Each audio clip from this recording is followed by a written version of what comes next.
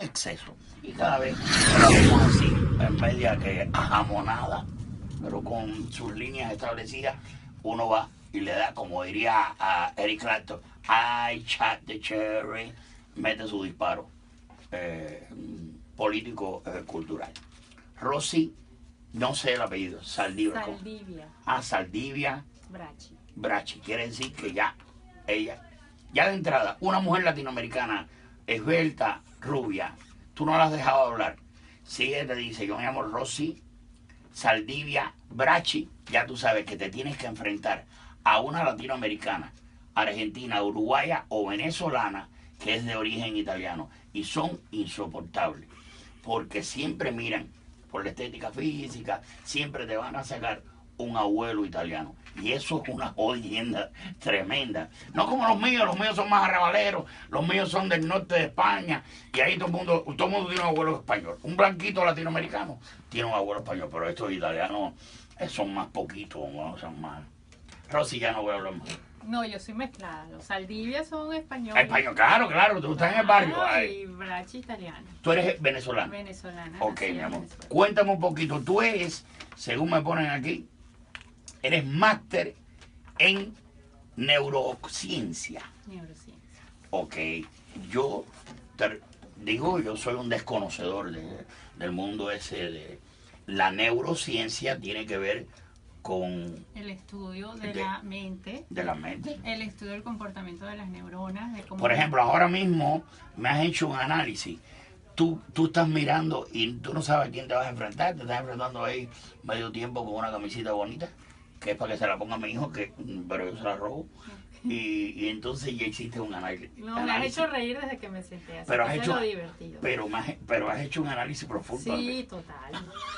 Total. Y quiero que me digas una semblanza, aunque sea leve, del tronco de loco que soy yo. No, pero es que ningún loco ha hecho historia. Entonces, eso es interesante porque demuestra que la persona es bien inteligente dentro de sus chistes. Muchas gracias. Así que, bueno. Así es. Así es, y eso se lo robé a mamito. Pero así es. Cuéntame, Rosy, de tu vida, de cómo tú entras en la neurociencia, por qué llegas a esto. ¿Tiene que ver con tu infancia, con el mundo que te tocó vivir, o simplemente habían 3 carreras y escogiste una? ¿Cómo eres tú? ¿Quién eres tú realmente como ser humano dentro de este campo que para muchos, empezando para mí, a pesar de que me tiraste un piropo de inteligente, soy un desconocedor, literalmente soy un desconocedor de la... Bueno, las 3 carreras sí las tengo. Y la neurociencia fue la última, como que la que me decidía que esa es la que más me gusta. Bueno, empecé estudiando administración de empresas tradicional en una universidad en Venezuela. Me gradúo y me voy por la parte de liderazgo, desarrollo personal, porque una persona es exitosa y la otra no, a pesar de que sean hermanos. Que tiene que ver la familia, la educación, el comportamiento, la actitud, y eso me llevó, bueno, en esa época me caso muy joven con un profesional de golf y nos vamos a Asia, a la gira de Asia, y ahí descubro que el golf es un deporte netamente mental, y caímos en India, y ahí descubro la parte de por qué un comportamiento de una persona afecta tanto un deporte. En ese torneo, específicamente en la India, esta persona gana el torneo, era un indio chiquitico con zapatos rotos, con palos de golf de madera, le ganó a todos los americanos, los suecos, y entonces ahí dije, nada, aquí hay un secreto que nosotros no sabemos. Entonces ese fue como que el inicio de la búsqueda del estudio mental, la concentración, la energía que él desprendía jugando, la sencillez, pero también una inteligencia innata que no era estudiada.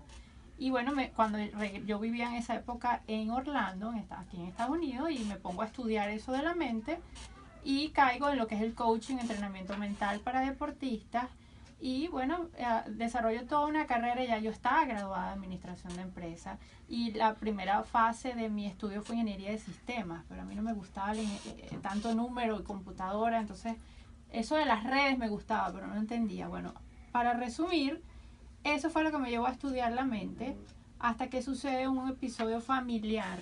Mi hermano en Venezuela lo secuestran y muere en el secuestro. Entonces ahí sí hubo de verdad una ruptura a todo lo que yo estaba haciendo. O sea, que todo eso bello, estudio, una vida perfecta, se rompió en una hora. Y ahí empiezo entonces como una búsqueda.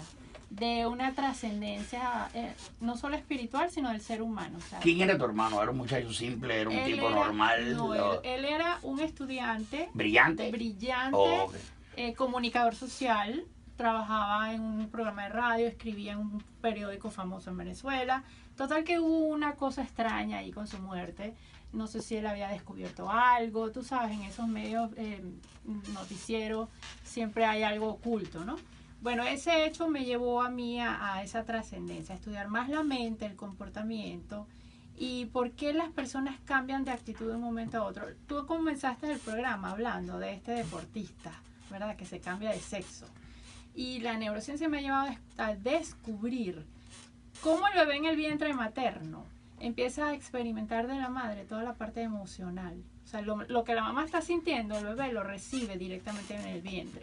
Entonces tú puedes ser varón o hembra, pero las primeras 8 semanas de ese embarazo afectan en tu comportamiento, tu actitud y tu sexualidad. Entonces me pareció bien interesante y no es casualidad que hayas empezado así el programa, porque yo me enfoqué en eso, en descubrir enfermedades, actitudes, experiencias de vida y por qué el ser humano se comporta de cierta manera. ¿Y tú no crees también que la época que nos ha tocado vivir, el haber ido rompiendo una serie de cánones, también hemos roto una serie de valores con eso que nos hace ser un poquito más, para no dar mucha vuelta, más descarados, más frescos, más personas que aceptemos una cosa que la otra que nuestros padres o nuestros abuelos no aceptaban porque estaban en contra de nuestras reglas? No estoy hablando del problema de la sexualidad, estoy hablando en sentido general. Todo ha sido cíclico. Si tú te vas a la historia y te vas atrás, la era de Acuario en los 60 era un desastre. Era un desastre. Si te vas hacia la época de los romanos, el libertinaje, lo que sucedía entre los griegos, los romanos, es decir, yo creo que la humanidad prueba, no le gusta y vuelve y retorna y vuelve otra vez al catolicismo, a restringir los valores y vuelve a probar y así. Y la evolución del ser humano, en mi descubrimiento, que ya tiene que ver con países, evolución y humanidad, es cada 29 años sucede un ciclo evolutivo. O sea, cada 29 años tú te puedes casar, tener hijos, una profesión y a los 29 años decidir que eso no te gustó y probar otra cosa. Entonces esos ciclos de 29 años han marcado historias económicas en los países, políticas y las relaciones que yo estoy llevando en la neurociencia ahora a comparar los diferentes países y su comportamiento. ¿Qué tiene un cubano que tiene igual a un venezolano? Si yo te hago esa pregunta. ¿Cuál es nuestro símil? Religión, geografía, idioma. ¿Qué más? ¿Qué tal historia? Historia. Estamos atados a la independencia de España, de zafarnos de colonia del Imperio Español, ustedes más temprano, con la fuerza de Bolívar, no solamente en Venezuela, en Bolivia, Ecuador y todo lo demás, y nosotros, bueno, a nuestra forma, en una isla con mucho más complejidad, sin quitarle mérito a la potencia que fue Simón Bolívar y todo. Bueno, entonces cuando me puse a estudiar la historia de Venezuela, me consigo a Cuba ahí como una hermana, y cuando me voy más hacia atrás, llego a Isabel la Católica y a los primeros viajes de Colón, cuando entró por la famosa Baracoa y por Santiago, y cómo se instauró eso. Me llevó a eso, pero ahora actualmente estoy estudiando por qué Venezuela y Cuba, por qué Venezuela está repitiendo el patrón de Cuba, por ejemplo, cuando éramos un país tan independiente, tan rico, y qué nos ha llevado a duplicar, a replicar la experiencia de Cuba. Entonces ahí me consigo con datos interesantes. ¿Quién hace la bandera de Cuba?